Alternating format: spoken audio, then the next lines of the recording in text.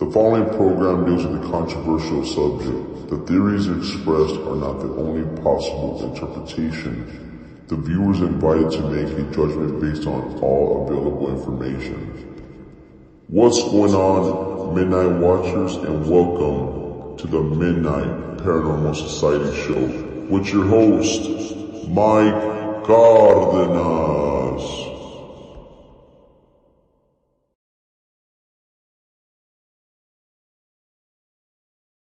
All right, here we go.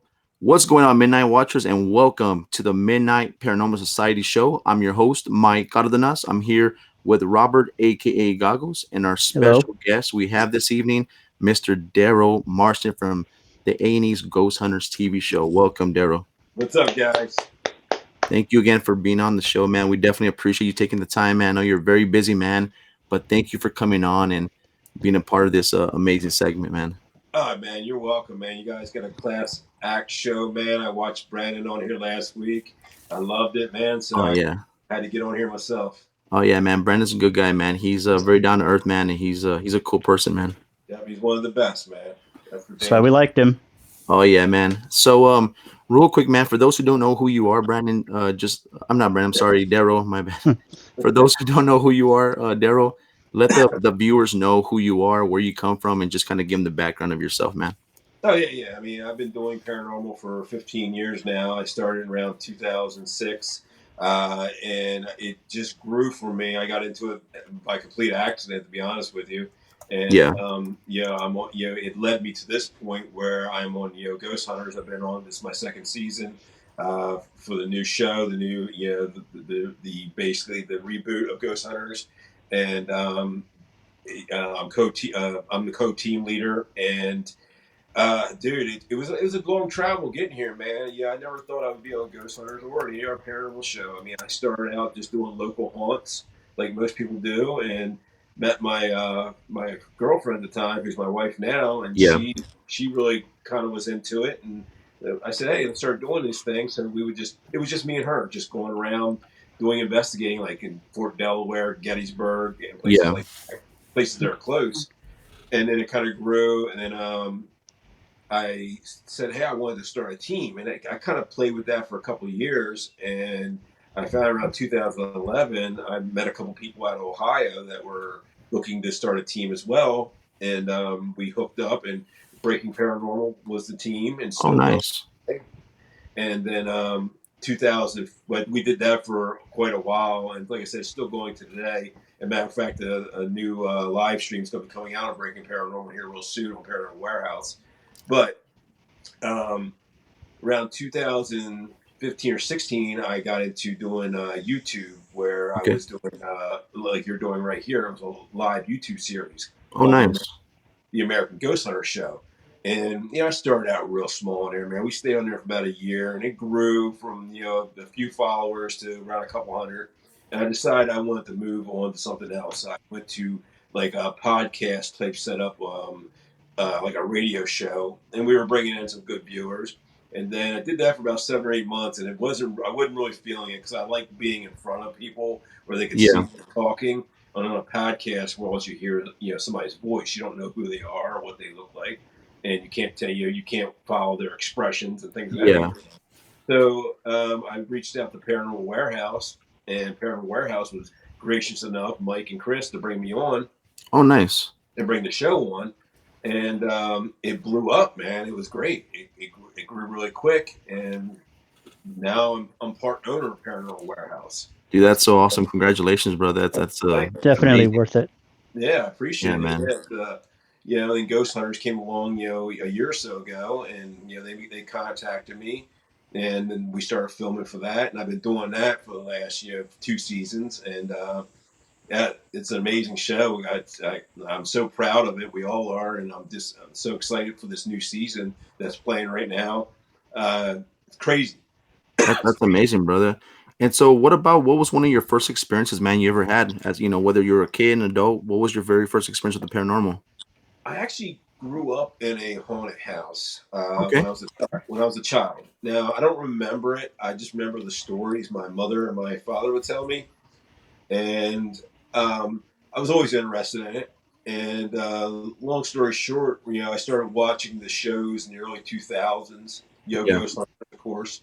And then around 2005 or 6, I actually got invited to a paranormal ghost hunt. Okay. I didn't know what that was, man. It was a local team, and they were doing it, and I got a free ticket to it somehow through my mom or something, and she loved the show, so we went. And we went to Fort Delaware, and there's literally about 100 people there. Now they had it's a story I told 1,000 times. It was so funny. I walk into this room, there's 100 people in there, and back around 2005, 2006, ghost hunting was just kind of growing. Yeah. And a lot of people didn't really believe in it and didn't want to do it. They felt funny doing it. Well, they had a person who ran the fort that was there that was going to do a historical tour, and they had this one old little guy sitting in the corner. And I didn't know who he was. And the lady says, "Hey, whoever wants to go on we have 2 different tours. We got a historical tour and a paranormal tour. Whoever wants to go on a historical tour, raise your hand." And literally 95 to 96% of the room raised their hand. Okay. And then whoever wants to go to paranormal tour, raise your hand. It was just like me, my mom, my stepsister, and this other couple that just happened to show up. Like, so the old guy stands up. He's the ghost hunter. He's like, "All right, come with me, guys." So he takes us into the bowels of Fort Delaware, down in the casemates. And The fun place.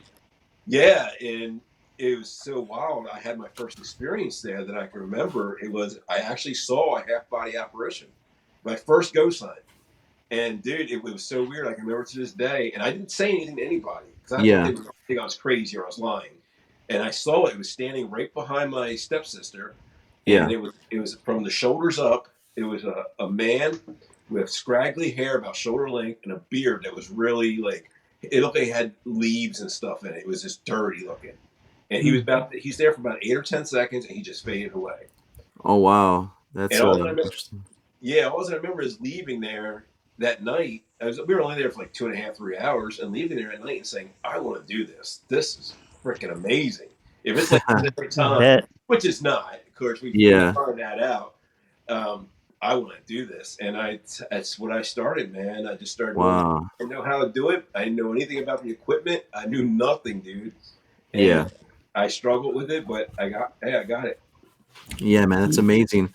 And like, for me growing up, my first experience I had was actually with the Ouija board.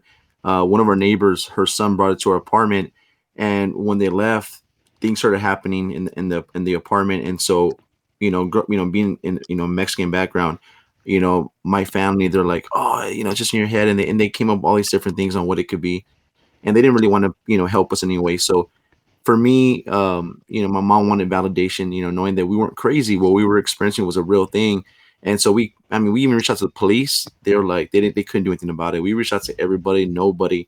We went to this Catholic church and they said, "Here's some scriptures, here's some holy water, do your own cleansing." And my mom's like, "I don't know what to do," And so what really validated for us that we weren't crazy was, we're like, okay, look, the next person comes to the apartment, we're not going to tell them anything about what's going on. And let's see if they have their own experience. So of all the people who came knocking at the door early in the morning, the Jehovah Witnesses. And so they knock at the door. My mom's like, "Come inside. I'm making breakfast. Don't leave. Just sit here." And it was 3 elderly women, man. I never forget. I was a little kid. They walk in, they're talking in Spanish. And my mom at the time, not at the time because she's still alive, but at the apartment at the time, she put this curtain. She hung it up somehow because it was the stairs that led to the second floor. She hung this curtain up because we were tired of seeing this little girl at the stairs.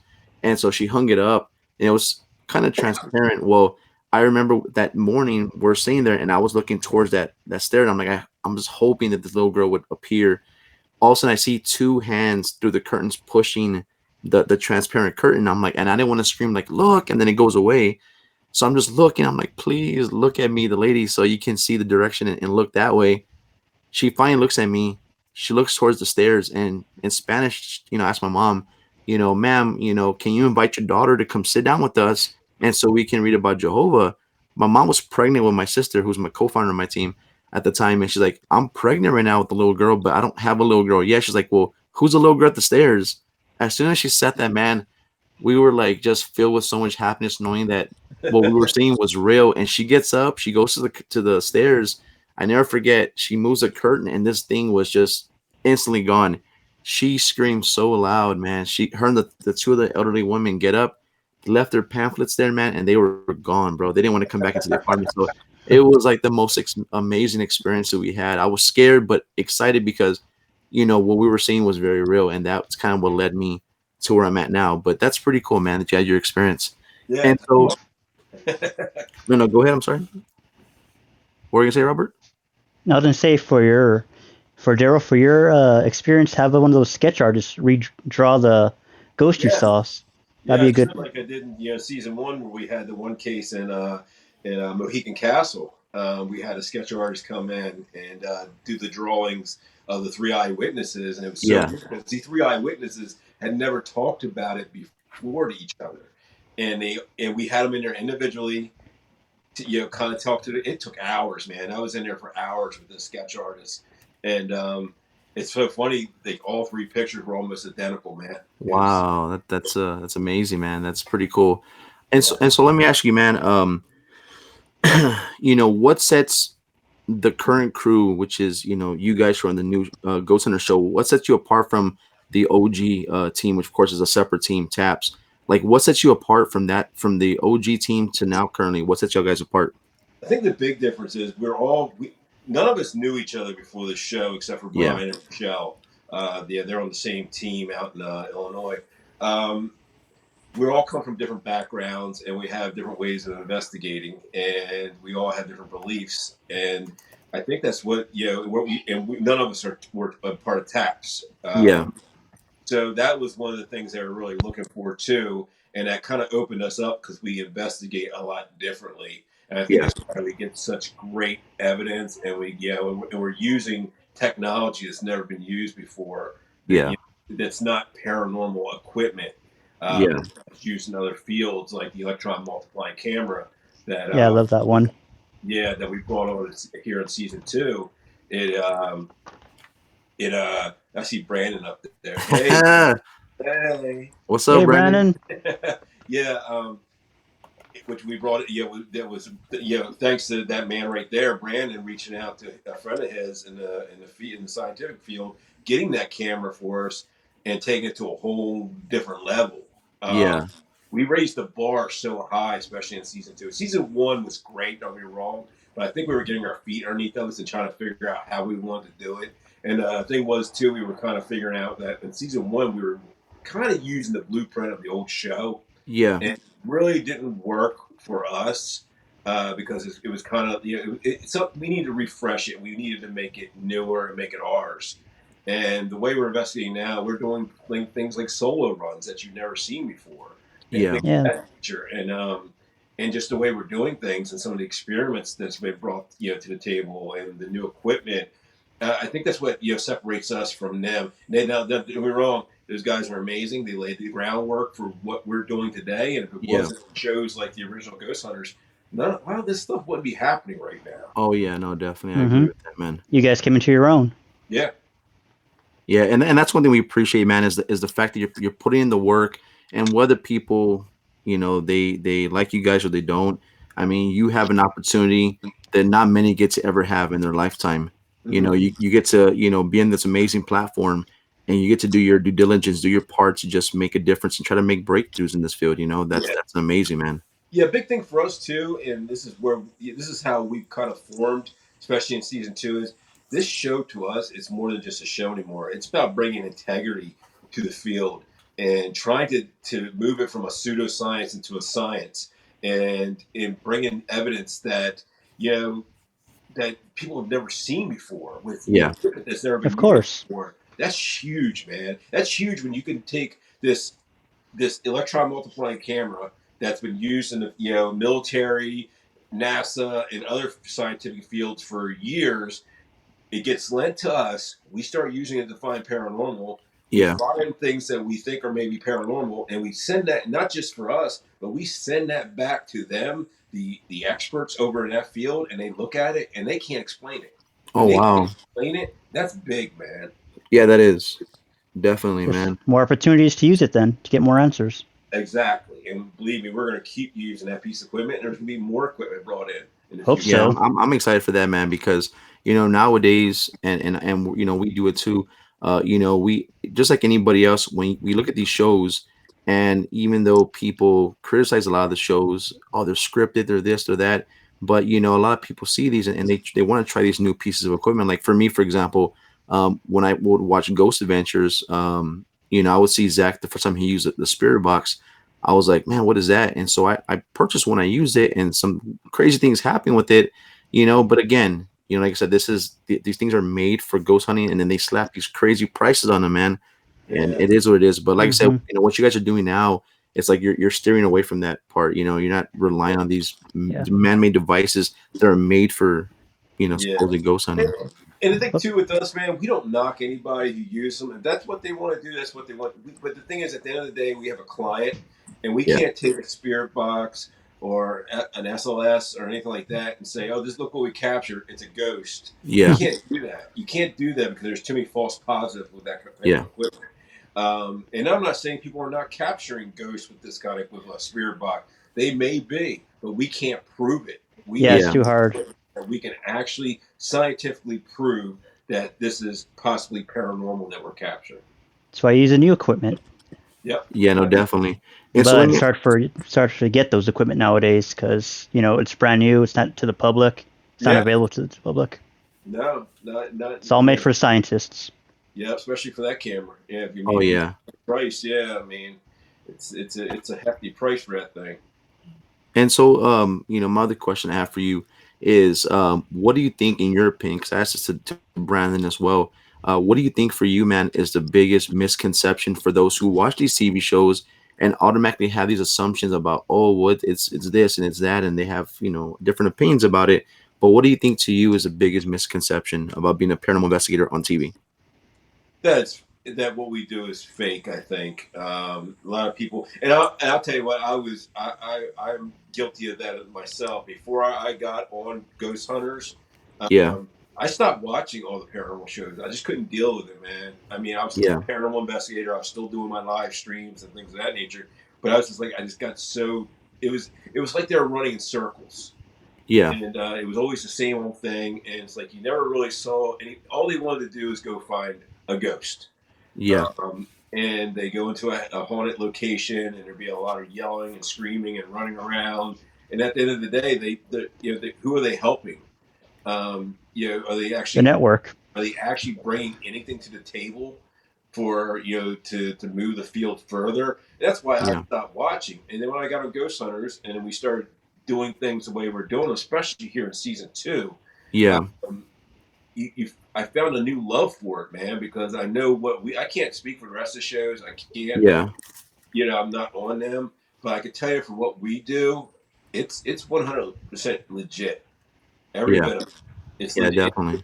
And we go through all our own evidence. So whoever's in that investigation, and whoever's wearing that body cam or that hand cam or the thermal or the audio equipment we carry, we go over that ourselves. Okay. There's no team in LA that's reviewing it for us. We take a whole day and sometimes 2 days to go over every piece of evidence we capture.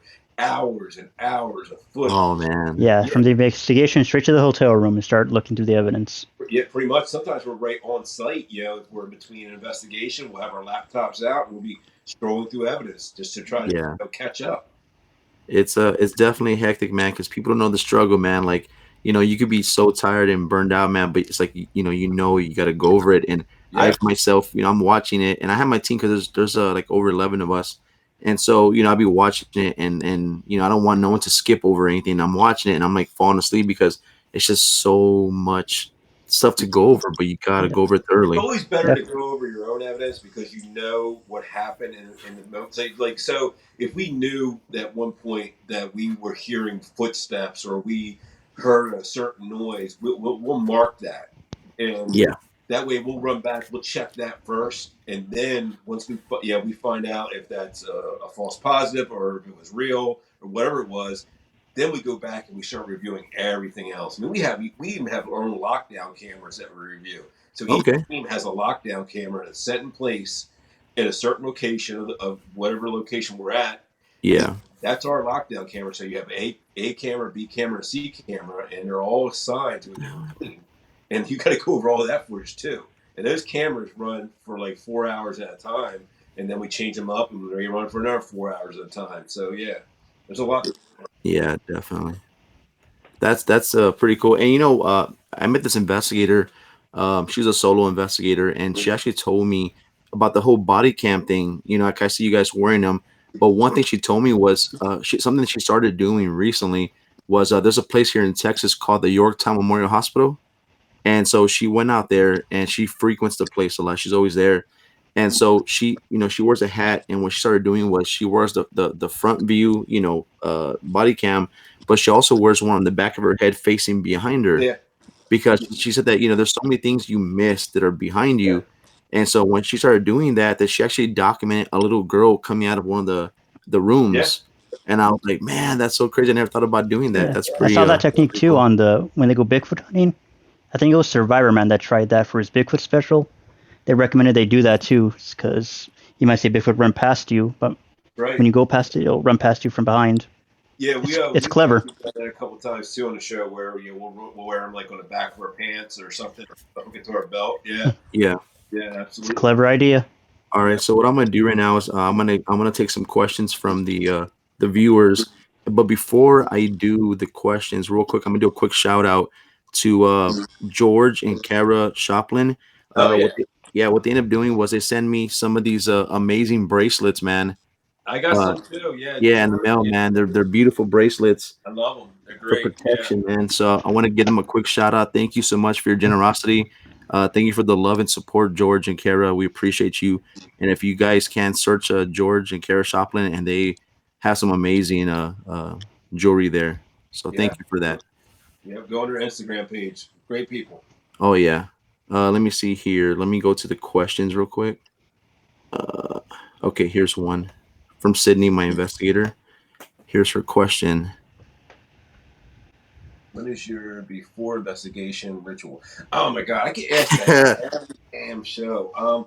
We have none. I mean, we all have our different beliefs, but the thing is, once we go into investigation, we go in so open-minded, but we know our limits, so we don't cross any limits. We're very respectful to whatever's there, and we never had any problems on the show.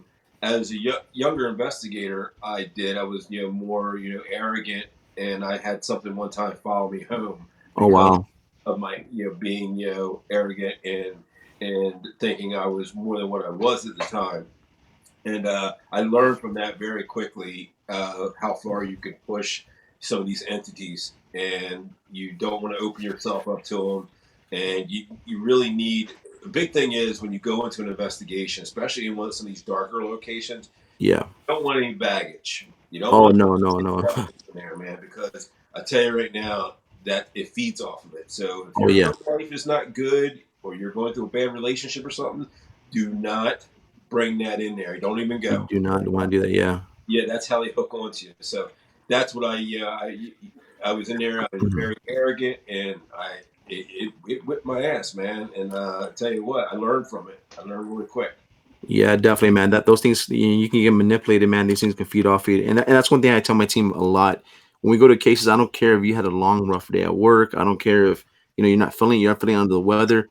Try to keep your emotions on check before you walk into that area, because the moment you walk in there, you just never know what can feed off of it and use it against yourself or against us or even the client. So you gotta be in a good mood and just be very open-minded and be very respectful.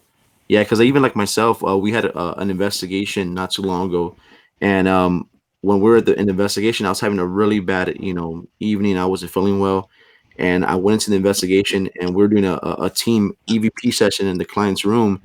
And as the team, we caught this really amazing EVP that Robert actually, Goggles here, he actually asked a question, and the response that we got, I forget what he asked, something about the other side. And I was just asking general questions. Yeah, and the about question, the afterlife. Yeah, the response we got was, "Do you know Jesus?" That's what we got the EVP that said, and we're like, "Oh my God, that's so cool!" And so we're playing it back, and one of my investigators at the time, she was asking me these questions, and she just kept asking me, and I started getting so angry that I lashed out, and saying things that I did not mean. But I never get that way with my team, but because the fact that I walked into the investigation with the baggage, I feel like whatever's there was just, it felt like someone was just bullying me inside. And so I started reacting the way I don't normally react. And I apologized to her, but you gotta, before, I don't care if it takes time before you go and just get yourself on check, because if not, you're going to hurt yourself or those around you. So no, definitely I agree. Yep. And so, let's get to the next question. Let's see here. This is from Tori. Here it is. It says, Daryl, who inspired you the most through your paranormal journey? Inspired me the most, probably, if it comes to like nobody really on TV, to be honest with you, or anything like that. I had a lot of people outside of paranormal that inspired me, like my parents, my father, my mother, and being, with my wife and everything, who's very supportive of what I do. She's inspired me a lot, and and the man upstairs. Yeah, definitely, man. And that's one thing that we're big on too, or at least myself. I'm a big believer in prayer, and it's so amazing. And for those who don't believe, I mean, you don't have to listen, but for me, I'm a big believer in prayer and God. And like for us, I always pray for, God to bless us with these opportunities, to bring our clients our way. And like, I'll be having dinner sometimes, man. I'm eating my food after I prayed, and then I'll get a call. Hey, Mike, can you come help me with this case? Or, hey, Mike, do you want to be in this platform? Hey, Mike, and I'm like, what? Thank you, God. Thank you. So now I'm a big believer in prayer and stuff. So that's really amazing. Yeah, absolutely. Let's see here. Let's see. And before I find the next question, so did you, when you got to the paranormal officially, like, as a part of the team, did you know your wife then, or were you not together with her yet? When I first got into doing paranormal, no. Yeah. I think I met her about a year or so later, about 2 years later, actually. I was doing it very, like, under the radar, man. And it was like, it wasn't even really investigating. And when I met her is when, we started traveling more, like, and staying places for, days at a time and investigating. And it just grew, man. Yeah. Lucky And man. what did she think about that when you told her about that you were in the paranormal? What was her reaction? She was really into it. She liked the shows, and she, and then one of our big first dates was, we went to Gettysburg for like 3 or 4 days and stayed in a B&B, and we had some paranormal experiences in there. It was a haunted B&B, and it was just a good time, and it grew, man. It just kept growing, and we, I go to Gettysburg, I've been there like 3 or 4 times in the last year. And I was just there in January for an event, and I love Gettysburg. I mean, it's only like 2 hours from me, so it's a hop, skip, and a jump for us. But it's very, I love it, man. I love it a lot. I would love to go there, man. One day that would be a great place to go check out. I would definitely love to go. Yeah. I want to find somebody like that too one day. It's a must. It's a must. I say Gettysburg is a must, and places like Salem and maybe Tombstone out there where you guys are. Oh man, yeah. You gotta go. Yeah. Here's the next question from Stephanie. She says, "What is your most memorable paranormal investigation?" Oh, my most memorable. I'll take that in two different steps. I'm going to go before the show and after and during the show. Okay. Before the show, my most memorable would be the House of Wills in Cleveland, Ohio. Oh wow! Okay. That's where I had something follow me back home. And on the show, my most memorable, I got a couple. I'll go season 1 first. Season 1 would be Pampa, Texas, and Mohican Castle in Ohio. And then on season 2 would be Clifton, Arizona, and Alaska, which is next week's episode. Yeah, that's awesome, man. And so, what about what about growing up, man? What was your number one go-to show that you saw paranormal wise, if there was one? It was Ghost Hunters. Ghost Hunters? Yeah. Yeah, my favorite, man, of all times, like I told Brandon, man, my favorite one was Sightings that came out in the 90s. I remember that. Yeah, okay. Dude, that show, man, that intro, bro, that it was just so unique, man, that you would see that, and and that's when they featured Peter James, the psychic guy. Yeah. Dude, that show was even now. Like I told my team, hey, I see sightings, and they're like, "What's that?" And so I have to go to YouTube, get the intro, send to them, and they're like, "Oh my god, why didn't I see this before?" I'm like, "It's an amazing classic show." It's so funny because back in the 80s and 90s, if it was anything paranormal, it was like either something that was like a reenactment, Yeah. or it was kind of like a little docu series or something. But as soon as the 2000s came around, it was all the reality TV. Reality, right? Thanks to Blair Witch Project. Yeah, the Blair Witch Project. Yeah, that kind of kicked it off there. And then you had Ghost Hunters and Ghost Adventures and all that stuff. So yeah, it's funny watching the evolution of it all and where we are at now. Wow. So do you think you guys will ever go to the Conjuring house? I don't know, because the thing with Ghost Hunters is we usually, especially on the new series, we usually try not to do places that were done before. Yeah. Now, in this season, you will see us at Waverly Hills. Yeah. I remember that. But the reason we went to Waverly Hills again on the new season is because we were getting people asking us, the new team, to go to Waverly Hills, and that's the reason why we went. And I tell you what, it was not a letdown. It's going to be an amazing episode when it comes out. Yeah, it always is at Waverly's. Yeah, man, and with Waverly's, man, that's always been on my bucket list, man. I've like I told Brandon, man, I went there not so long ago, and we're coming back from Ohio to Texas, and when we were in Kentucky, man, I was like, when am I gonna come back out here again? We're driving, so we stopped in Louisville. I was like, man, I gotta go to Waverly, even just to see the building, man.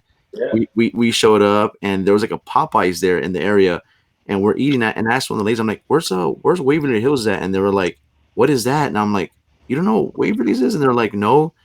I looked on the map, and it was like the next block over. Yeah. And we went over there, and it's by some apartment complex. And so I'm at the one of the entrances, and I can't see nothing, just woods. I'm like, where's the building? I call the number, and they're like, oh, we're closed. I'm like, oh, I'm driving through. I want to see it. They go, well, if you go to the back entrance by the golf course, you may see it a little better. So I drove. I kept passing up the golf course.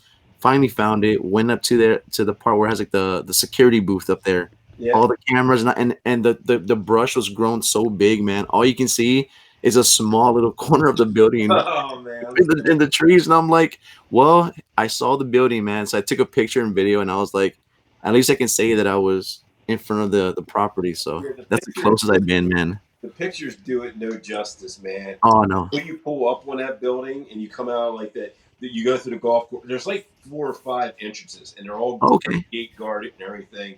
And you go through the golf course, and you go up that like windy little dirt road, gravel road, come up, and once you get past like the trees and everything, and you actually drive into the main drive, and it's immense. You don't realize how big. And the thing is, that's the actual back of the building you're seeing. Wow. You drive around the building, that's the actual front, and it's just okay. It's just as big, man. It's huge. You can spend weeks there investigating. Oh man, that's what's fun about it. Yeah, it was such an amazing experience, and the lady who owns it, Tina, is, oh my god, she's so awesome. I love her to death, and she's always, she's offered us all to come back whenever we want. But man, it's amazing, bro. That would be like a dream come true for me, at least. And if anybody watching is ever trying to break into Waverly, good luck. If you see their security, it's insane. Dude, it's a whole building. You walk in, and it's nothing but flat screen TVs. Are probably about 20 or 30 of them with cameras. Wow. And they have a full-time security there all the time, man. Yeah, like we were there filming. It was funny. They were watching people trying to go through the woods to come and find us. They had cameras everywhere, man. It's funny. Yeah. They probably caught a few things on those cameras. Yeah, they do. They've captured things on those cameras. Yeah. Yeah. So there was that moment when I remember they had mentioned that they wanted to turn it into like a hotel or something. Mm. I was like, man, that'd be so wild if they did that, man. Oh, it'll be booked year round. It's a solid building, but I tell you what, it would take millions of dollars to turn it into a hotel. Oh yeah. Everything they got to do to it though to turn into that, it'll be a lot. So here's worth it though. Yeah, here's the next question. It's from Sydney again. Let's see what she said. Let's see if you can see the whole thing. On my phone, you can't.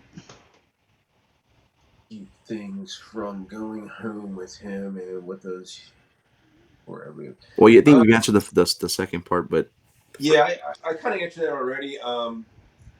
Just when we go in, during investigations, we're so open-minded and we're so respectful to whatever's there as far as the entity is, that we usually don't have a problem with anything following us home. Like I said, I did years ago, but not anymore. It's one of those things. And plus, uh, I think if anything followed us back, we would know it before we even got home because we're on the road for weeks. And yeah, we'd be able to tell it in our hotel room. I will say, if you ever have Brian on here, ask him about when we were in Louisiana. yeah. Ask him what happened, and I don't want to steal his thunder, but I think something did follow him back to his hotel room one night. Yeah. Oh wow, yeah. I'm actually having him on. I'm gonna have him on the 30th, I believe, this month. Well, So make sure you ask him that question. What happened to him in Louisiana when he made a certain phone call? Yeah. yeah, Is no, it a funny I'll story or an definitely. awkward story? What's that? Is it a funny story or an awkward story with Brian? It's funny. I think it scared him. It was creepy. But I think something, kind of. I don't think he brought it home with him, but I think it followed him back to the hotel. Yeah. Oh wow, that's crazy, man. Okay, here's the next question from Mr. George Shoplin. That's my question, Daryl. Do you play any type of music before you investigate to get the energy volume up for you? Nah, I'm like when I'm investigating, man. I'm in complete work mode. It's all business, and there's really no time to sit back and listen to music because we're filming, we're doing interviews, we're filming other stuff for promotional, and then we're investigating. And you don't have time, man, because once you're investigating, you could be in there for several hours. You jump out of that investigation, you take a 10-minute break, you're into the next investigation. So yeah, not a lot of whole time for music, except Yeah, like I'm working out or something at the gym. That's about it. yeah, Yeah. definitely, man. And so, what would you tell somebody, man, who's newly coming into the field? What advice would you give them if they're like fresh and, whether they're solo or part of a team? What advice would you give them, freshly joining into the paranormal, wanting Well, to investigate? the big thing would be, before you go out and buy any equipment or any of that stuff, go on a couple of investigations. Just go with just take yourself. Don't take a Yeah, bunch of stuff with you, and just feel the place, whatever the location is. Feel it out first. Go in there and just use your own vibes. And a lot of times, your own body will pick up on what's going on in a property or in a location, and then start furthering it, with getting equipment, getting a good audio recorder. I'm big on audio recorders. If you go audio, go Zoom. Zoom. oh dude, I have a Zoom Of as well. course. Yeah, I mean, I got a Zoom 6 back here that I use on the show. You'll see it sometimes. And then we use like the Amazonics and the binaurals as well. We have some Zoom ones and Zoom 2s we use for other stuff. But always, if you're just starting out, you don't want to drop a whole bunch of money into it. Just use yourself as your main piece of equipment. Yeah. And once you There you hone go. in on that and you start learning, how your body picks up on these locations, then start implementing other pieces of equipment. Yeah, no, definitely. And that's what I tell people all the time too, is like you don't have to get this flashy stuff. I mean, when I first started, literally, man, I had a broke MP3 player that had recording capabilities. I found on the floor, man. I mean, it took one battery, and I caught the best EVPs I ever documented with that thing. And Oh yeah. I had a flashlight. And one thing I tell people is all about documentation. When you're going, you want to document stuff. You don't have to have, all this crazy stuff. Even a simple notepad just to write down some of the experiences you're having, and that way, later on you can look back at those notes and know what you experienced at that moment. And kind of line it up with your evidence. I mean, it's not a bad thing to have. Yeah. It's I more than mean, I used. and another thing too, man, when you're doing these investigations, you want to enjoy yourself. Yeah. You want to enjoy that. Enjoy being you're not having to carry a bunch of equipment around with you and things of that nature. Because when you start doing all that, you start really delving into investigating or ghost hunting, whatever you want to call it. It gets kind of tedious and it becomes work. Oh man, yeah. You know. And so here's a question from actually one of my current clients, actually, who I've investigated for many years now. Her name is Sandy. Let me put the question on here. Oh, Sandy. Hi, Darly. Hi, darling. Hi, Daryl. Have you ever been around any haunted dolls? Have you ever been around any haunted dolls? I've been to locations where they've had dolls that they said were haunted. I can't prove they were haunted by any means, but they were told to me they were haunted. Yeah, but I've been around stuff like that. Absolutely. That's amazing, man. Yeah, that our client there, Sandy, man.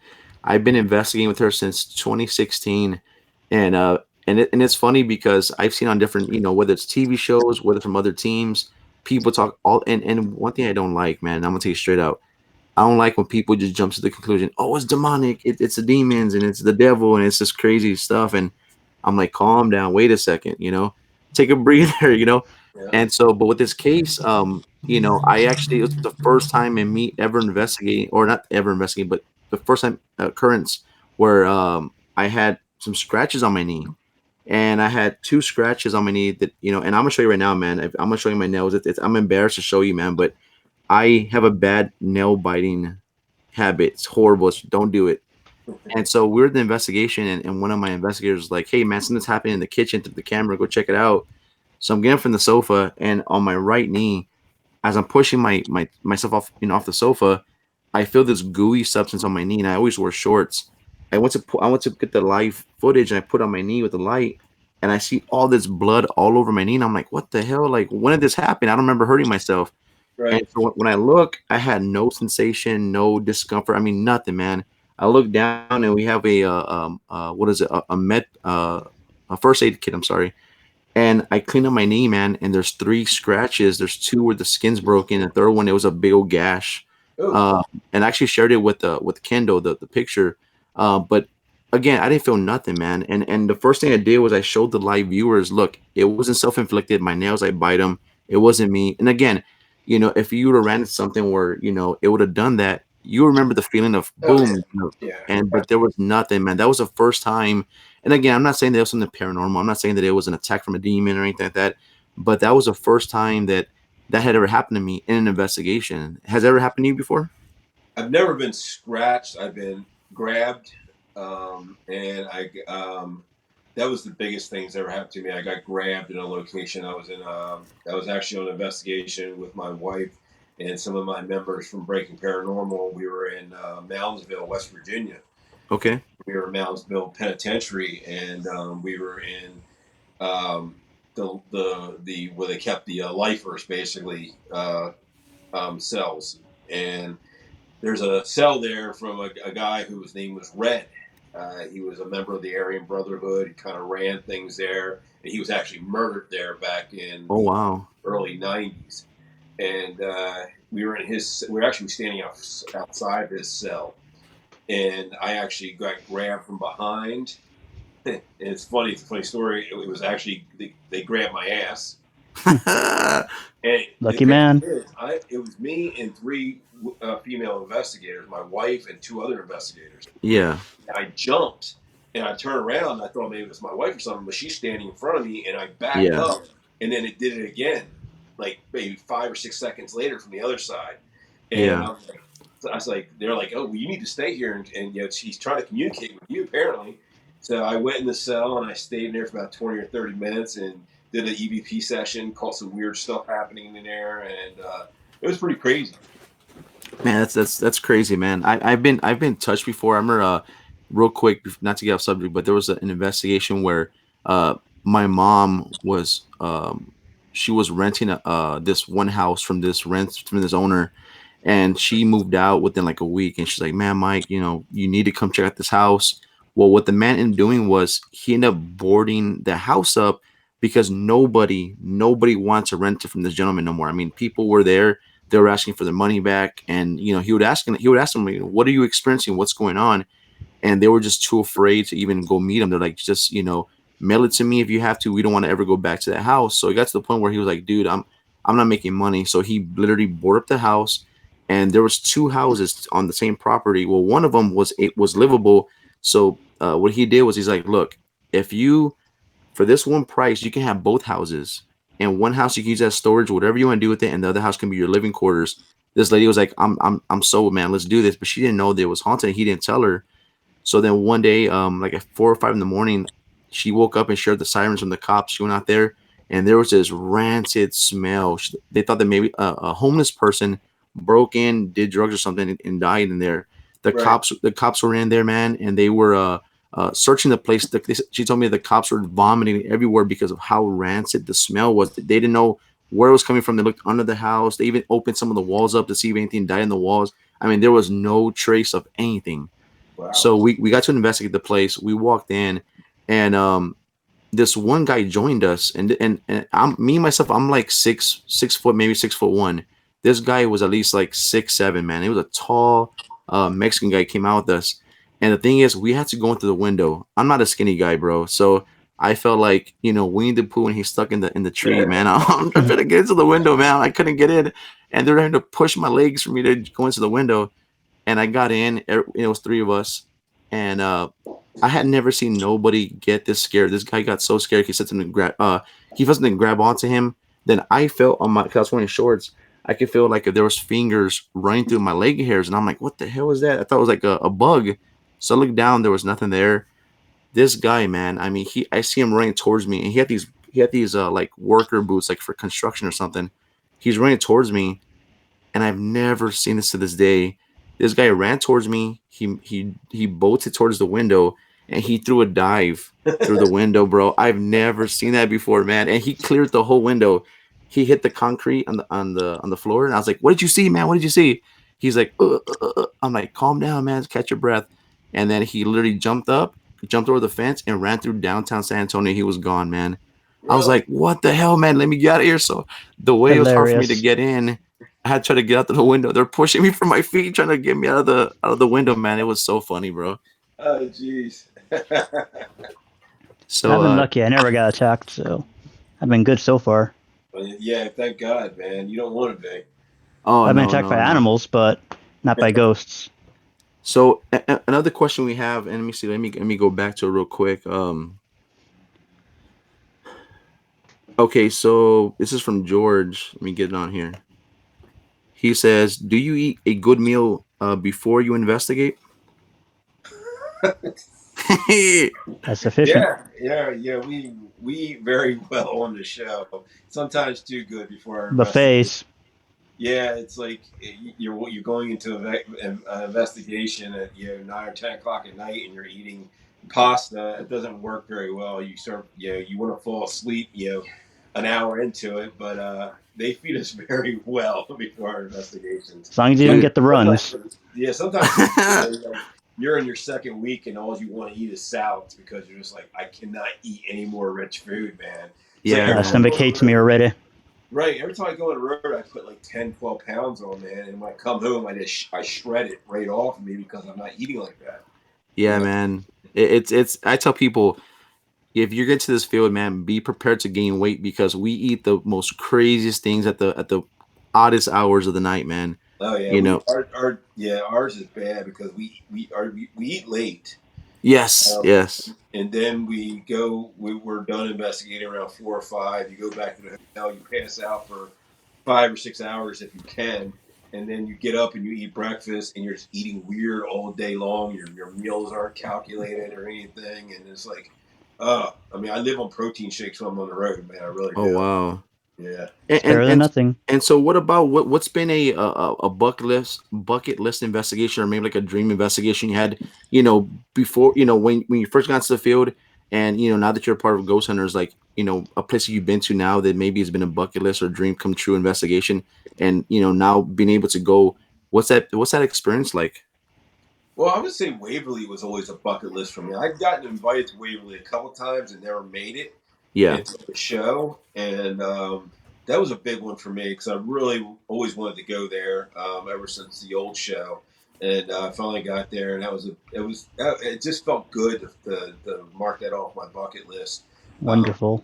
And there's been some other places like just certain states we went to and investigated. Like a big one was for me was down we were in right outside New Orleans, Okay. I love New Orleans. Yeah, that was amazing because I always wanted to go down there, and I got to investigate a plantation from the 1800s, and that was amazing. And in Mississippi, we were down there, and that was amazing too. I mean, the South is I love the South. We were investigating. I love the West too, man. When we go out to like Arizona, New Mexico, Yeah. Utah, Texas. We investigated in Texas last year in Pampa, and that was a dream come true too. Just it's not always the location. Sometimes it's the actual state or the where you're going to is also a bucket list for a lot of us. Yeah, mine's Skinwalker Ranch. Yeah, that's I was personal. actually not far from Skinwalker Ranch when we were in Utah. Yeah, the team. Lucky. Yeah, dude, that place is wild, man. Yeah, we were going one-on-one with that wolf. There was talks of us going there. Back in the beginning of right when season 1 was ending, and we were going into season 2, and we were really hoping we were going to go there. But the problem is, I think it's because they're filming another show there. We didn't. Yeah, they are. But that would be amazing to go to Skinwalker Ranch. That would be man, top 3 places for me. Yeah, Brandon said that too. I would love to see y'all guys go and see what you truly documenting. Because I've been seeing the show, at the least first the ghost part, and it looks really cool, man. I mean, I watched it. We actually met those guys out in we were in Dallas, and they were there too. We were at Dallas at the Alien Con back in and they were there, and we didn't know anything about their show or anything, and they were kind of talking about it. We're like, oh, it sounded really cool, and the show just came out a few weeks ago, I think it was, and I've been watching it. It's very, very interesting. It really is. Oh yeah, no, definitely. Yeah. We have another question from Ryan Seymour. Ryan, what's up, bro? Let's see. Have you ever had someone leave an investigation before it's over due to the amount of activity? Not on the show, but off the show, yes. Yes. Anderson Hotel in Kentucky had a couple of investigators had to leave because of just the way they were responding and acting to whatever was in the location was messing with them pretty bad. So they had to leave, yeah. And do you still investigate with your original team? What's that? Do you still investigate with your team that you made? I don't have time. They still do their thing. I still own the rights to it and everything. As a matter of fact, a good friend of mine who's on the team, Greg, is coming out with a live series that's going to be on Paranormal Warehouse here sometime. Oh, nice! That's wonderful news. He does a lot of live investigations, and he's really good at it. So I can't wait to see what he does out there. Yeah, see, and that's what we do, man. That's one of our go-tos, man. When we investigate, bro, it's like, I mean, we have people from other countries, man, who are watching us, like, I mean, all the time, especially from the UK. We have some from Colombia, the Philippines. I mean, just all over the place. So yeah, I love that support, man. It's really amazing. To see that when you're on a live stream where you see like somebody from Indonesia or China, China, the Netherlands pop up. Yeah. We've had Middle East pop up. That's the fun part of it. Yeah. Oh yeah. Oh, excuse me. Hold on. And so, what about you? You know, if let's say your kids ever wanted to be an investigator one day, I mean, what would you tell them? I mean, would you be supportive of it? Do you think that you wouldn't want them to do this kind of thing? I mean, what would you do? I don't know. I'm very supportive of whatever they want to do. Wherever direction they want to go into, and I would try to teach them the ropes, and maybe I would learn from them too. Who knows? I took my he's 16 now. He was 14 at the time.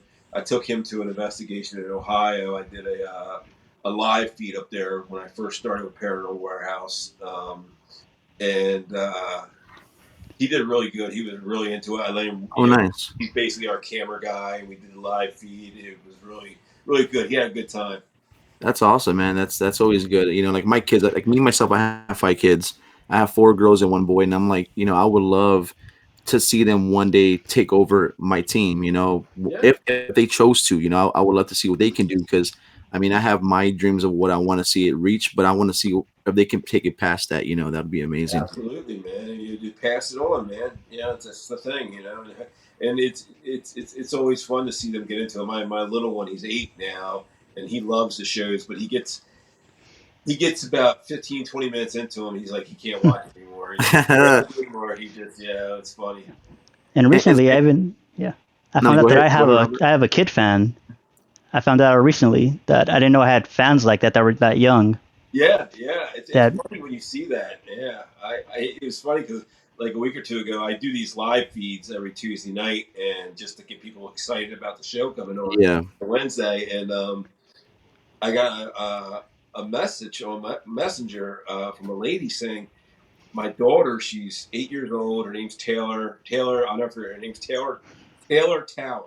That's her name, and she wants to know how you're so brave. She watches Ghost Hunters, and she wants to know how you're so brave being in these haunted locations and you never run or get scared.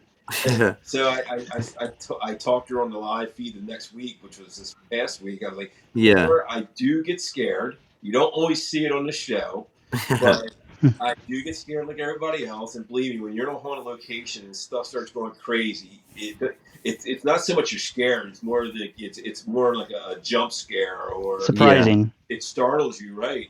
And I explained that to her on the live feed, and I thought it was really cool. I love seeing these younger fans, man. They're amazing. Yeah, and I met mine at Walmart. Yeah, and that we were at Walmart one day before an investigation because we do our regular investigations where it's just the team investigating, and then we have these public investigations where it's almost like a meet and greet that we have our viewers come out and meet us. And so it was just a random thing. We went to this place here in town called the Devil's Bridge. So we're going to there's a Walmart nearby. We went over there to the Walmart. We're getting some drinks, some snacks. All of a sudden, we hear this little girl. That's MPS over there. That's Goggles over there. I'm like, wait, what? And I turn around, and some little girl sees Robert because he wears this mask that he wears, like a breathing mask thing. And and she saw it, and she just there's Goggles, and it was so freaking cool to see that. I got a good Walmart story for you. We were filming in Illinois back in, I think it was December or January, and me and Mustafa, Brian, and Rochelle go to a local Walmart to get food for our rooms back at the hotel, and so we all break off and go our different directions. And me and Mustafa are walking and we're buying stuff, and we start heading back up to the register, and then Mustafa jumps on the phone with his son. He's talking to his son, and he's talking kind of loud, and we're walking. And I get in the line, so he keeps walking, and this lady, she works there. She was like a head cashier. She walks up to me. She's like, "You think you're slick, don't you?" I'm like looking at her. I'm like, "What? Like, you think you're slick, don't you?" I'm like, I was like, I thought she thought I was stealing or something. She's like, "I know who you are." I'm like, "What do you mean?" And like, she's like, "I know you're Daryl from Ghost Hunters." Because I heard talking, and I knew that was Mustafa. As soon as I turned around, I heard his voice. Then I saw you. I'm like, I started cracking up. Man. Like the beer gave it away. Then everybody in the line turns around, and they're like, they all know who we are. They're like asking us questions. It was funny as hell, man. Yeah, of all places, Walmart. Yeah, that's definitely a blessing, man. That's so cool to for people to recognize you. And real quick, there's someone asking me a question. Trish, she says, "Where are you guys located at? I'm new to your live." Well, Trish, we're actually in San Antonio, Texas. That's where we're located. We do these live shows for our podcast, and also we have live investigations. And hopefully, once this Corona finishes and gets better, we can get out there back to investigating. Absolutely. Yeah. We're all like homebound right now. Oh man, it's February. Yeah, we're just waiting it out. We're definitely gonna overcome this for sure. We definitely will. Oh yeah, it's getting better. Okay, Daryl, I have a question for you. Yeah, go ahead, Robert. Okay, now when it comes to paranormal investigating, what's the end result you want to get to the point where you want to just like say, okay, I got the result, I can now rest and retire early? What's the end result you want to get from all this? That's a good question, man. I think the end result is I would love, and it's not just me, it's the whole team. I would love to see this move from a pseudoscience into a science where it's actually looked at by scientists and it's actually labeled as science paranormal. Nice. Yeah, then that's a big goal for this team. It's more than just a show for us. It's trying to move this whole paranormal thing to a whole different direction. All of us would have to go back to college and get science degrees because We would have to be certified then to start investigating ghosts by then. Hey, whatever it takes, man. Mm-hmm. Yeah, definitely, man. Like Avengers, whatever it takes. And so let me ask you this, man. If Daryl, who you are today, can go back to Daryl from when you first got to the field or you first had an experience knowing that you wanted to, you had that drive to want to be a paranormal investigator, what would you tell yourself that you from the past, from the current you now? The way I was then, to be more humble. More humble? Be more humble and just don't rush it. Don't rush it. And as you can see, 14, 15 years later, I didn't really, I tried, rushed a little bit there for a while with the investigating part of it, when I had the team. But I think I grew out of that, and I did humble myself, and that's what got me where I'm at, man. That's amazing, man. And would you do anything different if you were able to do it all over again? No, I don't think I would, because I've met a lot of great people along the way, man. Just I'm sitting here with you guys. I wouldn't, if I wasn't, doing this, I wouldn't have met you guys. I wouldn't have met the hundreds of people I've met over the years investigating. I wouldn't have, the live streams and all that stuff. I wouldn't even be on Ghost Hunters. And I think the path I was on was the path that was meant for me. And see where it goes from here. I'm very blessed, man. I've been very blessed. Oh yeah, you are, man. You're definitely blessed. And it's hard to say what would you have done, but what would you have done if you didn't have this opportunity? What do you think you would be doing now? If I wasn't on Ghost Hunters, I'd still be doing the live feeds. I loved my live feeds, man. It was my world. I was my own little superstar there, Yeah. And, but it was time for me to move on and grow in a different direction, and that's whatever higher power saw that. Yeah. And it happened, and I'm very humbled by that, and I still that's why I was so excited when the guys Mike and Chris, the owners of Paranormal Warehouse, reached out to me, because I love that whole thing, that whole experience there. It really took me into a different direction. When they reached out to me and said, "Hey, man, we want you to be our business partner and be part owner of the company," and I was like, it was a shock. I was like, "Hell yeah!" I mean, where do I sign?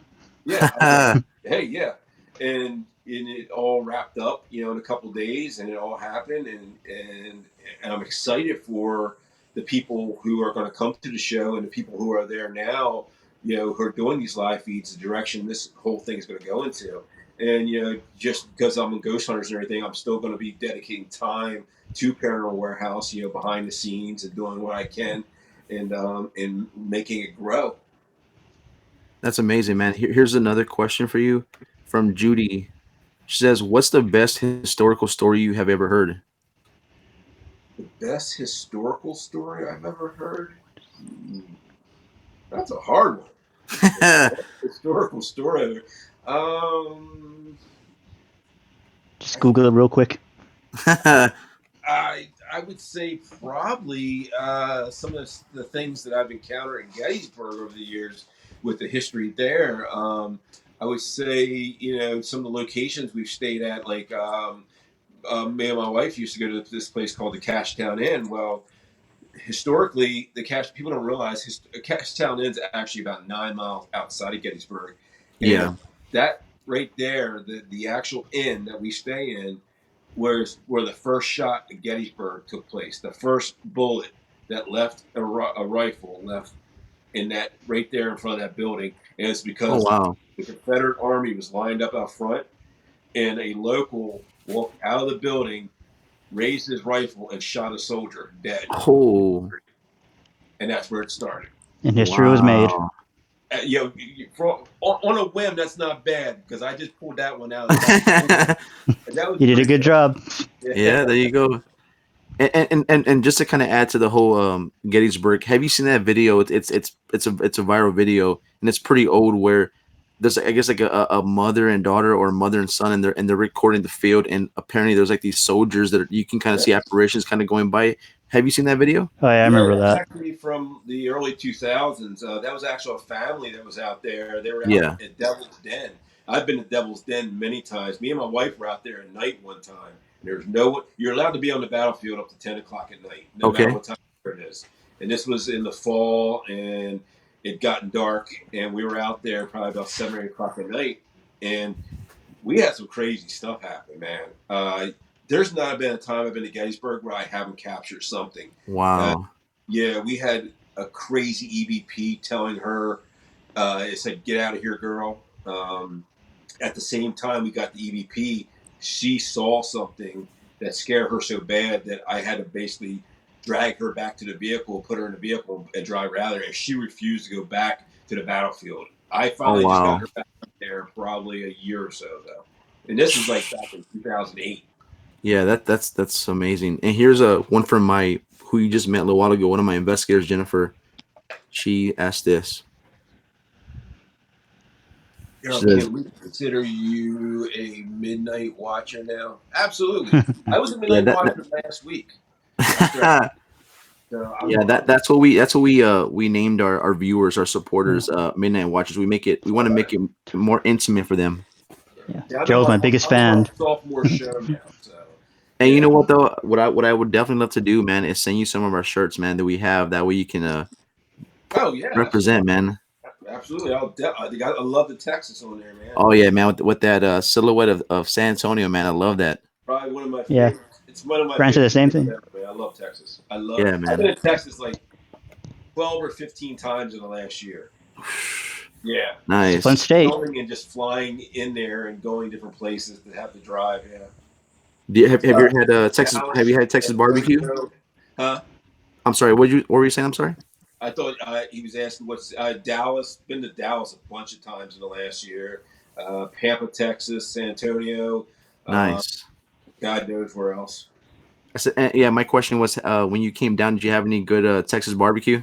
Yes, I did. We were in Pampa, man, and right across from our hotel. Now, Pampa, I don't know if you've ever been there. It's in like kind of in West Texas. It's not a very big town. I think it's population like 7,000 or 8,000 people. Okay. But there's a steakhouse, locally owned steakhouse right across the street. And oh my God, man, you could get like a 14 or 15 ounce ribeye for like $7 or $8 there. And it was amazing. Like they had the homemade coleslaw, corn on the head, the red beans and rice. Oh, dude. Free promotion. That sounds good. They're gonna mail you food. I was in heaven. We were all in heaven. We were like, it was just amazing. It's so cool because when we landed in Oklahoma and we drove into Pampa because the airport in Oklahoma is closer to Pampa than the airport. And we were driving into Texas. It's like a 3-hour drive. And as soon as we got into Texas, man, we started coming across these huge, like, cattle barons. I mean, thousands of head of cattle, man. And not cattle, like a longhorn. Just like you see them for miles. I've never seen anything like it, man. And amazing, dude. I loved it. Yeah, one of the best barbecue joints that I've been to in Texas is in Austin, actually. It's called Franklin's Barbecue. That place, man, you have to show up. No lie, man. I showed up and it was cold. I showed up like around maybe 7 o'clock in the morning. It doesn't open till 11, but the line, man, goes around the building, down the block, man. And I was in the cold. I was freezing, and I'm like, I'm suffering there, man. I want this barbecue. I hear it's legendary. And then I didn't realize they had like this a little booth where they sold coffee and hot chocolate. So I'm just freezing there, man. And it finally opens, and I have pictures from this place. The brisket, bro. When you bit into that brisket, it was like cotton candy, like just melt in your mouth. And I was like, oh my God, take me. It was Franklin's Barbecue. If you're listening, we need sponsors. Oh yeah, Franklin's is good. Brisket too when we were in Pampa one night. That was part of what we call crafty, where they bring it in and they feed us. And it was a local place that made the brisket. Oh, dude, it was like you could take we were using plastic cutlery, and you could literally take a plastic knife and just stick it on it and just cut right through it. Yeah, man, it's definitely I'm getting hungry now. But nah, man. So let me see here. Any more questions? Yeah, I'm looking right now to see if we have any more questions. Send you shirt. No, we don't have any more questions. But yeah, man, we want to thank you again. We came to the end of the show. We thank you again for being on the show, man. I wish this thing can last forever, man. And we'll love to have you on again one day. But real quick, man, is there anything you can share? Even just a crumbs, man, that you can share that what we can expect to come for the new season. Oh Teasers. yeah. Well, I'll tell you right. I sat down today and I actually watched the next episode, which is on next Wednesday. And Yeah. you think the last three or episodes were good? You wait till you see this. I didn't realize how great it was going to be, and I'm just like everybody from LA to New York, who we deal with, are like it's the best paranormal episode they've ever seen on any show ever. And it's just getting better, guys. I mean, you're going to see some places. Yeah, I could tell you two right now. We have the ones coming up in Alaska. That's Haines, Alaska, and the week after that, we're in Galena, Illinois. And both of these cases are just mind blowing. The things Wow. Sounds amazing and fun. Yeah, and the things we captured. And the crazy, we were in Galena. It was literally, we were investigating, it was 8 below. Yeah. 8 below, man. It was crazy. I never felt like that. And we investigated it and we got through it. And I tell you what, they're saying, I haven't watched it yet. I can't wait to see it next week. But Galena is like even better than what you've seen already. So if it's better than that, I don't know what to expect. It's the best episode so far. Yes, what they're saying. I thought Alaska was, but they're saying Galena is even better than that. I'm like, holy cow! I don't know how you can beat the Alaska one. Was amazing. I mean, all the episodes in season 2 are just like mind blowing. I'm so proud of them, man. I'm so proud of the team, of all of us, the crew. And it's probably the proudest thing I've ever done in paranormal, man. In my 15 years of doing this, I've never been proud of anything. And this is it, man. And I can't wait to see where the next couple seasons take us.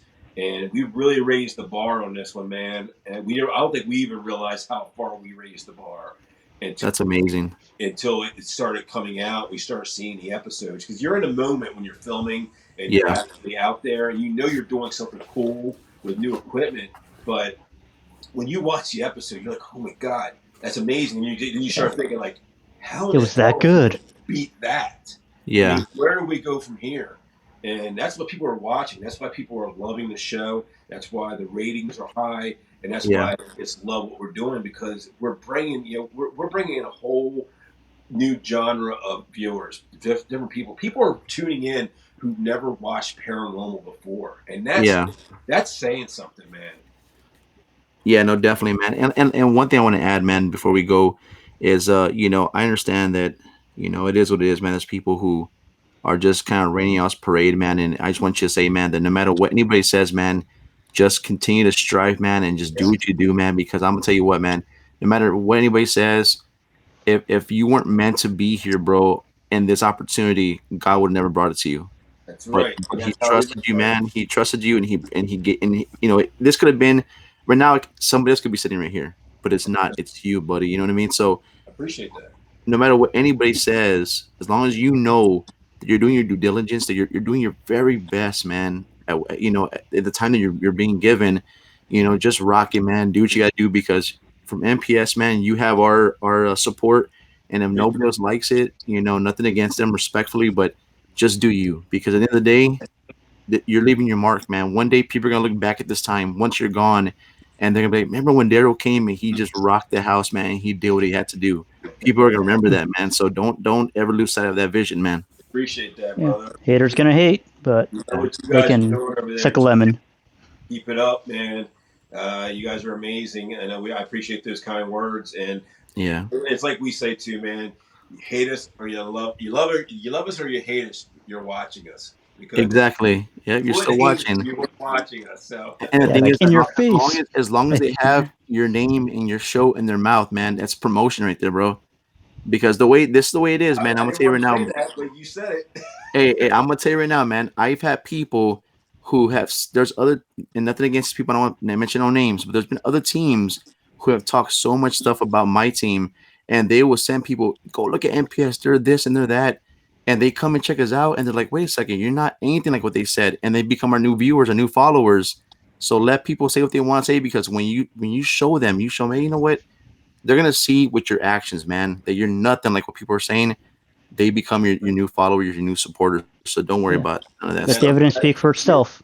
Yeah, and you're 100%. You guys are 100% right. Exactly, and we've seen that. I mean, we've seen a lot of people, who weren't supportive in the beginning, who are jumping on board because they're seeing what we're doing and they're seeing we're really down to earth guys and girls. We really are. We're very open to anybody who wants to ask us a question, or if they're even challenging us on something. We're very open to them to challenge us. And and that's and we don't knock anybody. We don't. If we say something, if we think something bad about somebody, we keep it to ourselves. Exactly. We could go after 1,000 people out there, and we don't. That's not what we do, man. We just Nope. move it forward, and we're making good paranormal, a great paranormal show that people love, and we're doing it right, man. So hey, Of course, you don't want to get that reputation. Just remember, man, when you're out there investigating, bro, and you're doing what you're doing, man, remember us little people, man, we're rooting for you, bro, in the background, man. Little people, man. We were all right there where you are, man. You're not far behind us, dude. Oh yeah, man, definitely, Well, bro. that's good to know. We appreciate you, man, and keep going, man. Keep going. Oh yeah, definitely, man. We're all about grinding, man, and putting the work in. And our midnight watchers can attest to it, man. They've seen us when, I mean, we're dead tired, man. We don't want to get up the next day, but we find that, we ask God, please give us that strength, man. We get up and we do it again, man. We don't stop. So that's right. We know the grind, bro. So right. Real quick, how can people find you? Shout out some of your social medias. That way they can look you up. Okay, yeah. I mean, you can go to my website, www.darylmarston.com. I have like autographed pictures and stuff on there for sale. You could go to all my social medias under Daryl Marston, like Twitter, Facebook, Instagram. You just hit Daryl Marston, it's going to pop up. Then you can, I also, of course, the Paranormal Warehouse thing. Guys, go check it out. Some great shows on there. Go check it out. I just become part owner of it, just a couple of days ago. And you'll love what's going on. If you love shows like this, there's shows like this on there. And matter of fact, I'm trying to talk these guys into coming on over there. So man, we're definitely ready for that, man. We're excited. And before we go, this is for Ron, because I know he's watching. Say your. You froze up. What was that? Say what? No, I said this last part is for Ron, one of our investigators, because he's a diehard Tombstone fan. What's your favorite quote from Tombstone? Was it, pardon me if I don't shake your hand? Is that what it is? Yeah, and that's exactly what he said a little while ago too. So that's awesome that you said that. Thank you for that. He's gonna love that part. Very relevant today. My favorite one from Tombstone I use a lot when people hit me up on Facebook or Twitter and they don't know if I'm the real Daryl Marston. They're like, "Are you Daryl Marston?" I'm like, "That's the rumor." Yeah, there you go. But no, thank you all Midnight Watchers for tuning in to the Midnight Paranormal Society show. We thank you for taking the time to watch the amazing Daryl Marston be on our show. We love you all. Much love and respect. We're all for Unity. And again, Daryl, thank you for being on the show, man. We look forward to having you again one day. Absolutely. Thank you so much, Daryl. Yeah. And real quick, man, when I end this, it's going to kick everybody off. So if you can, especially me, jump right back in for a second. Jump back in? Yeah, because I'm going to end it, and it's going to kick everybody off, and then just jump right back in. All right, no worries, man. Yeah. All right, thank you all for watching. We'll see you in the next show. God bless. Bye-bye.